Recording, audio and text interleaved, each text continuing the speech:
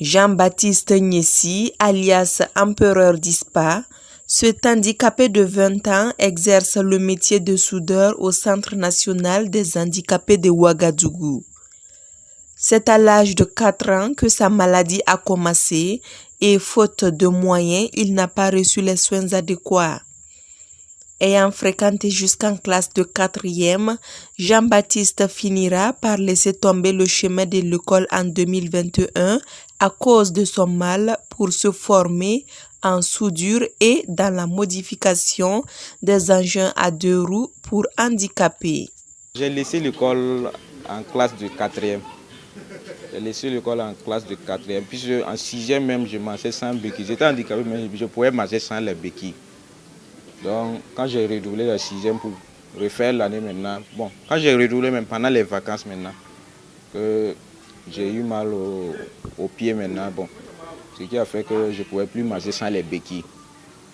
Donc, ainsi de suite. Et puis, je n'avais pas un moyen de déplacement aussi. Donc, ça fait que l'école même, c'était devenu compliqué pour moi. Comme il n'y avait pas de moyen de déplacement ici, donc, je préférais abandonner et puis chercher un sous-métier pour faire. Jean-Baptiste affirme que ce métier nourrit son homme, même si les difficultés ne manquent pas. Pour la modification d'une moto, par exemple, le prix varie entre 175 000 et 275 000.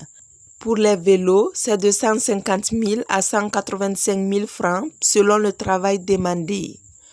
Au-delà de son handicap, M. Niessi est un homme au moral très haut et qui prend son travail au sérieux. Pour lui, le handicap n'est pas une raison pour s'adonner à la mendicité. Il nourrit d'ailleurs de grandes ambitions. Je ne peux rien faire. C'est Dieu qui a fait ainsi, donc je dois m'habituer à vivre comme je suis. Donc m'adapter et puis vivre. Je ne peux rien faire. La mendicité, ce n'est pas un métier. On peut dire, genre la soudure comme ça. Tu peux léguer ça à quelqu'un, à tes enfants, tout. Mais la mendicité, c'est un peu compliqué. Donc tu ne peux pas compter sur ça durant toute ta vie pour subvenir à tes besoins. C'est le travail qui nourrit son homme. Donc il ne faut pas rester sans rien faire. Il faut te battre. Donc un jour, ça ira. C'est le travail qui nourrit son homme. Et je suis fier aussi. Moi, je ne compte pas aussi rester ici. J'envisage un jour aussi ouvrir mon propre atelier à moi. Et puis embaucher mes frères handicapés aussi. Pour qu'ils puissent travailler et puis apprendre quelque chose aussi. Qui leur sera utile à l'avenir. Empereur d'ISPA est très apprécié de ses collaborateurs. Dans l'ensemble, c'est quelqu'un, il est formidable.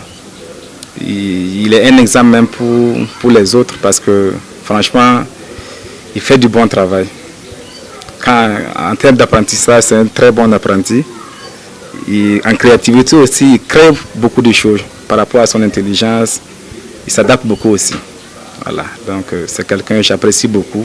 Jean-Baptiste, c'est un apprenti qui est avec nous ici. Vraiment, depuis qu'il est avec nous, c'est un petit, il est très intelligent. Et puis voilà, il est rentré, ça fait 3 mois comme ça.